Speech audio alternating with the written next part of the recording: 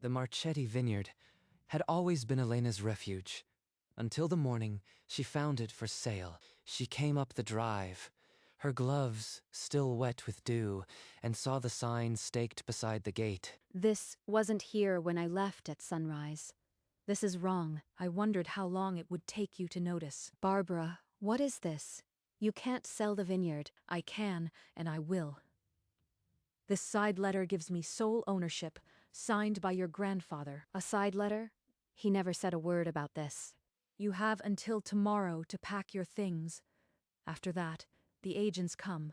Elena, I heard shouting. What's happening? Giovanni would never sign a document to sell the vineyard. He trusted you.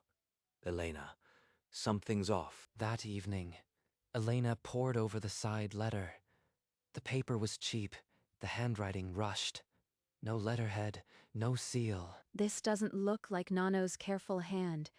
And why no letterhead? She grabbed the letter and drove to the winery, finding Thomas still working in the cellar. Thomas, look at this. No letterhead. No notary. Did my grandfather ever mention a side letter? He never mentioned any side letter, but he did talk about Barbara's debts.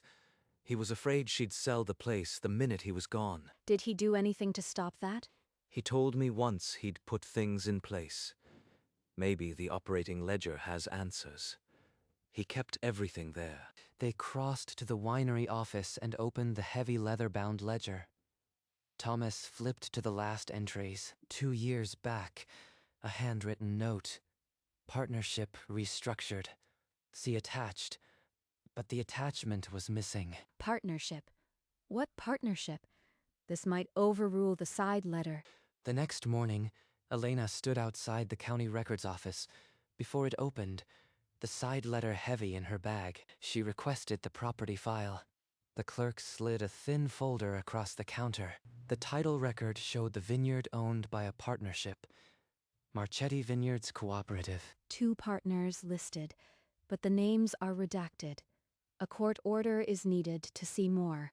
The clerk explained the file was sealed, pending legal action.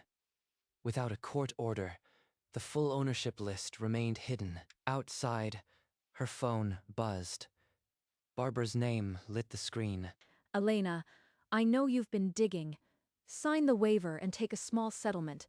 Walk away with something. I am not signing anything. I've worked this vineyard for 10 years. You can't just erase me. Then you'll be off the property by the weekend. The buyers don't need a tenant. You have tonight. Elena ended the call, the weight of the ultimatum settling. But behind the fear, the partnership name echoed. It was still a thread to pull. She drove to the winery. Thomas waited in the cellar, holding a small metal box. Thomas, what is that? Giovanni gave me this key years ago. He said to use it only if Barbara ever tried to sell. Inside lay a notarized partnership agreement, decades old, bearing both their names. 51%, held jointly by Giovanni and me. Barbara gets 49. He made me the majority. He knew she'd sell, so he gave you control. No sale without your consent. But Barbara's side letter claims it's his true will. Does this partnership still stand? Her side letter has no notary, no official stamp. This agreement was lawfully recorded. A judge will see the difference. But she'll argue it was his last wish, that it overrides everything. Elena held the partnership agreement, the truth finally in her hands, but Barbara wouldn't back down, and the legal battle was only beginning. Elena confronted Barbara at her home, the partnership agreement clenched in her fist. Barbara opened the door with a cold smile. Here to beg for your job. Elena held up the document. I am the majority partner, Barbara. You can't sell without my signature. Barbara laughed. That old partnership? My side letter was written later. It's Giovanni's final wish. It overrides. There's no notary seal, just paper and ink. A court will see this as a forgery. Barbara's voice sharpened. Mrs. Albright witnessed it. She'll testify. Mrs. Albright moved away months ago. Without her, Who can prove it's real? Barbara stepped closer. Fight me, and you'll lose. The buyer comes in 2 days. After that, you are out. The buyer's arrival was a deadline neither could ignore. Elena needed concrete proof, and fast. She turned and left, the countdown echoing in her ears. Knowing the next move had to be decisive, she drove to Mrs. Albright's address, a small bungalow on the edge of town. The door was locked. A faded rental sign hung on the fence. No one had lived here for months. Mrs. Albright is gone. Barbara brought me to an empty house. Back at the winery, Elena dug into her grandfather's old filing cabinet. She uncovered a letter from the family accountant, dated 2 years before the side letter. Per your instructions, the partnership establishes Elena as majority holder. Barbara has requested more advances. He built a wall around the vineyard, and I am holding the deed. Then she found Giovanni's leather journal. She opened to a page marked with a torn scrap. Barbara will sell this place the moment I am gone. I must protect Elena at any cost. No mention of a side letter. This was his real last testament. The next morning, a black sedan pulled through the vineyard gate. Mr. Calloway and his agent stepped out. Barbara glided forward, arms wide. Welcome to Marchetti Vineyards. Prime acreage, southern slope, award-winning soil. She led them through the rows, gesturing at the vines, promising a turnkey winery. Elena watched from the cellar door. Elena muttered under her breath. She's selling my life's work like a used tractor. She intercepted Calloway near the fermentation shed.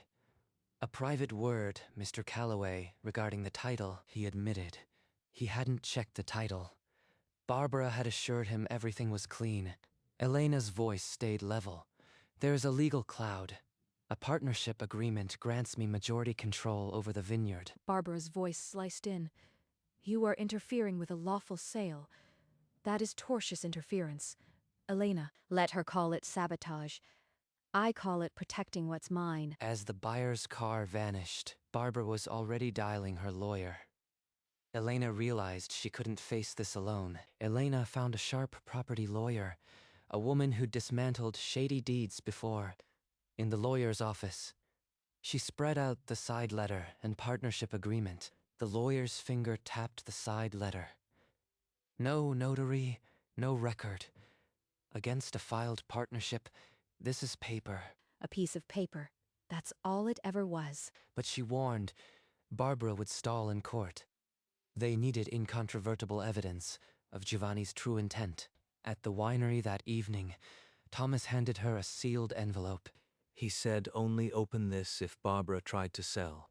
Inside, a memo in Giovanni's unmistakable script, dated 2 years before the side letter. Barbara would sell this place.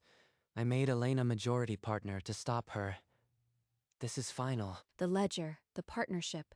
Now this memo. Barbara built her claim on air. Within days, the lawyer filed a notice of lis pendens, slamming a legal freeze on the vineyard's title. Barbara's lawyer countered with a motion to dismiss, arguing the side letter stood as a valid holographic will. The judge set a hearing for 2 weeks later. The clock now ticked in the open. Barbara leaked to the local press that Elena was stealing the vineyard from its rightful heir. I walked through the farmer's market, and the usual smiles turned to stares. Don't let them shake you, Elena. The folks who know this land know the truth. But the whispers followed her, even to the winery. Friends crossed the street to avoid her. Is it worth it? Is the vineyard worth this isolation? That night, Thomas knocked on her door with a bottle of last year's harvest. They sat on the porch, the vineyard dark beyond, and she knew the fight couldn't end here. Elena arrived at the courthouse, the partnership agreement and Giovanni's memo in her bag. The judge scrutinized the side letter, turning it over in the light. My father wrote that letter himself. It was his final declaration. There is no notary seal, and the witness moved away. Does that invalidate a dying man's words? Elena's attorney submitted the recorded partnership and the memo, both predating the side letter by years. The judge ruled. The side letter held no legal weight. The partnership stood, but then Barbara's lawyer rose, arguing Elena never formally accepted her partnership role. The judge ordered full discovery and set a trial.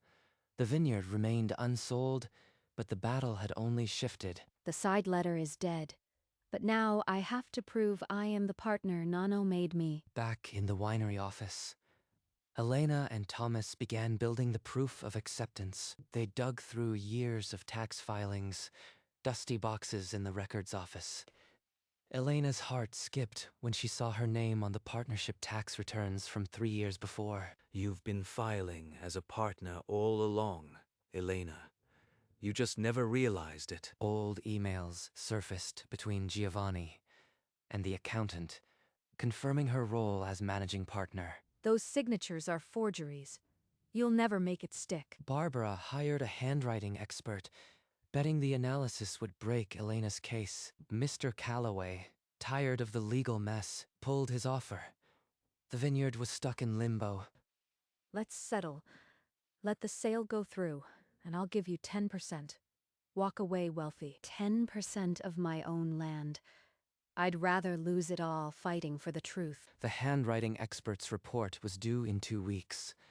Everything hung on the authenticity of her name. At the trial, the handwriting expert testified. The signatures matched Elena's hand, and the dates aligned with the partnership records. The emails further proved Giovanni's deliberate intent, leaving no doubt she was the intended managing partner. The judge ruled. Elena Marchetti was the managing partner with controlling interest.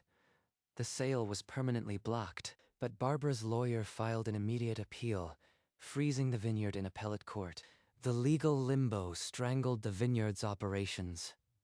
No bank would touch a property under appeal. The stress wore on everyone.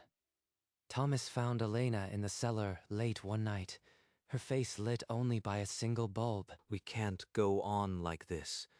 The appeal could take years. You have to consider a buyout. A buyout? I'd have to pay her for the 49%. But I am already stretched thin. I am not saying give up. I am saying own it fully, so nothing can touch us again. Elena stared at the barrels, the weight of an impossible price on her shoulders. The victory was hollow, and the hardest choice still lay ahead. The next morning, Elena walked into the bank, the partnership documents and court rulings in her hand. The loan officer studied the appeal ruling, then nodded. We can do 80%.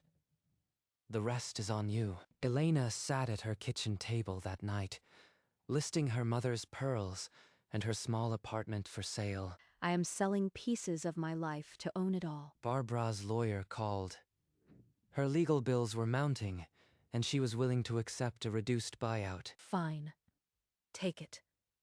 1 check. Today, or I fight until you are broke. In the lawyer's office, they signed the settlement. Barbara Marchetti's name was struck from the vineyard forever. Elena wrote a check that drained every asset she had, but bought the vineyard's complete freedom. It's yours now. Every row, every vine. Mine, and the bank's. But no one can take it from me again. With Barbara gone, Elena walked the rows each morning, her hands now responsible for every vine. 6 months until the first loan payment. If the numbers don't add up, the bank takes everything. Distributors called to cancel. The legal fight had tainted the vineyard's name. We need something bold, something that reminds them what Marchetti Vineyards can do. Then we make the best wine this valley has ever tasted. We make a reserve, in Nano's name. She pulled out Giovanni's old techniques, handwritten in the margins of his ledgers. If the reserve failed, the vineyard would fail with it. There was no second chance. Giovanni's legacy. That's what I'll call it. A wine that proves this place deserved to survive. I'll call the crew. We'll do this together, like he taught us. The first press was scheduled for the autumn. Elena had staked her entire future on one vintage. Through the hot summer, Elena and Thomas tasted dozens of blends, chasing the exact note, Giovanni had described in his ledgers. This one has the blackberry he always loved, but it needs more time in oak. Then, mid-September, the weather alert came. An early frost would hit the valley within 48 hours. If the frost hits, we lose the entire vintage. There's no backup. She and Thomas roused every pair of hands they could find. They picked through 2 cold nights by floodlight. They brought in the last bins just as frost crackled the northern slope. Weeks later, the local paper ran a full-page feature, Marchetti's fight, from legal battle to bold new wine. A sommelier from San Francisco called. He wants to taste the new vintage before we release it. In the cellar, the sommelier swirled a glass, inhaled and paused, then nodded slowly. He said it has remarkable potential, but potential isn't a promise. We still have to prove it in the bottle. When the bottles came off the line, each bore a simple label, Giovanni's Legacy, with a single vine beneath. She invited a dozen distributors to a private cellar tasting. The sommelier returned to give his official endorsement. He raised a glass to the light and said, "This is the valley speaking. Buy it while you can." Orders came that night, more than they'd seen in years. When the loan statement arrived, Elena opened it alone. The revenue covered the payment, with barely a few hundred left. We made it. Barely. But years of this are ahead. Thomas stood in the winery door, a rare full smile on his face. The vineyard's breathing again. But don't let up. One good vintage doesn't make a legacy. A letter came from Barbara, full of venom. Elena read it once, then dropped it in the stove. The embers swallowed it. She had a vineyard to run. A full year passed. The vines had weathered another winter and bloomed heavy with fruit. At harvest, Elena stood at the edge of the rose, the valley golden under a low sun. You know, he'd be proud. Every vine we planted, every barrel we filled, it's what he wanted. I paid off the bank last month. The vineyard finally breathes on its own. A regional gold medal hung in the tasting room, the first for Giovanni's Legacy. That ledger page changed everything. Without it, this would be someone else's land. And now it's truly yours. No side letter, no buyout looming, just the vines. She looked out over the property. No for sale sign, just the Marchetti name on the gate. Nano, I kept my promise. The vineyard is safe. The ledger sat on a shelf, but she didn't need to read it anymore. The proof was in the rose. The third vintage of Giovanni's Legacy was uncorked before a crowd that filled the courtyard. Elena walked to the makeshift stage, the old ledger under her arm. 4 years ago, a for sale sign stood where you are standing. I almost lost everything. She opened the ledger to the partnership page. This book held more truth than any forged letter ever could. My grandfather's real last testament is here.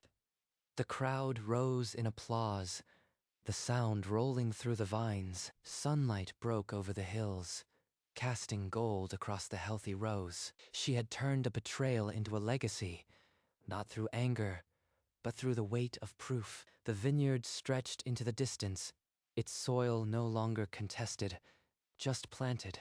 And the ledger, sitting open on the table, told its quiet, permanent truth. When the last guest left, Elena walked alone into the rose, the applause still echoing in the quiet. The crowd is gone, and the silence is deep. Finally, just the vines and me. She paused at the gate, where the for sale sign had once stood. Now just a patch of earth. That morning, I saw that sign, and my world cracked open. I thought I'd lost everything. But the ledger had waited in the dark, a witness to a love that outsmarted greed. He planned my future when I was just a girl with dirt on my hands. He trusted me. Thank you, Nonno. The wind moved through the vines, a soft rustle like an answer. This is peace. Hard won, but mine. She stood there, a silhouette against the fading light, a rooted heir at last. The next morning, Elena found Thomas already in the cellar, 2 glasses and a bottle waiting. I thought we should taste it ourselves before the world gets a hold of it. He always knew you'd take care of it. We both did.